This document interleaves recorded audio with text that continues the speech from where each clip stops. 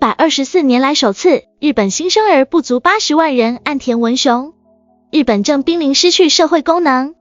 新来的小伙伴别忘了点击订阅和小铃铛，这样就不会错过往期精彩的内容。您的支持是我最大的动力。2月28日报道，日本厚生劳动省当天公布的最新数据显示，2022年日本全国出生人口为799728人，出生人口数自1899年以来首次下降到80万人以下。另据海外网援引日本朝日电视台28日报道，厚生劳动省表示，2022年日本新生儿数量比上一年减少 4.3 万人，这是自1899年有统计数据以来，新生儿数量首次跌破80万人，创最低纪录，且连续7年减少。此外，日本2022年死亡人数为 158.2 万人，比上一年增加13万人，为二战后的最高数值。厚生劳动省表示，新冠疫情爆发前，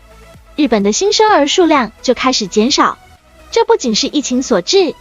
这将成为动摇整个经济和社会基础的危机。另据澎湃新闻，日本第211届例行国会于1月23日召集，首相岸田文雄在国会众院全体会议上发表施政方针演说，在演说中，他提及日本少子化问题急速加剧，强调需重视儿童和育儿政策。据共同社23日报道，岸田表示，为了扭转低迷的出生率，应力争实现不同寻常的少子化对策。他警告道，由于出生率的迅速下降，日本正濒临失去社会功能。此外，日本负责监督儿童政策的新政府机构将于4月开始工作。岸田表示，政府将在6月前制定一项计划大纲，将未来育儿方面的预算增加1倍。另据上官新闻报道，韩国统计局2月22日发布数据显示，去年韩国的新生儿数量和生育率均在创新低，尤其是本已全球垫底的生育率首次跌破 0.8。 数据显示，去年韩国新生儿数量为 24.9 万人，同比减少近 1.1 万人，降幅为 4.4%。 进入21世纪以来，韩国出生人口呈断崖式下跌，2001年跌破60万人，2002年跌破50万人，2017年跌破40万人，2020年跌破30万人。由于死亡人数多于出生人数，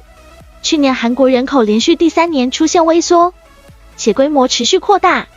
去年韩国人口减少逾12万人，同比翻了一番。韩国统计局表示，去年出生人口减少受到结婚人数减少的影响。在2020年和2021年新冠疫情肆虐期间，结婚人数同比减少近 10%， 但在韩国年轻人不愿成家的表象之下，是一系列沉重负担，包括居高不下的房价和育儿成本、严苛的工作文化等。据日本经济新闻报道，相比欧美发达国家和日本，韩国的房价明显偏高，且在过去5年里平均上涨近80%。韩国银行的数据显示，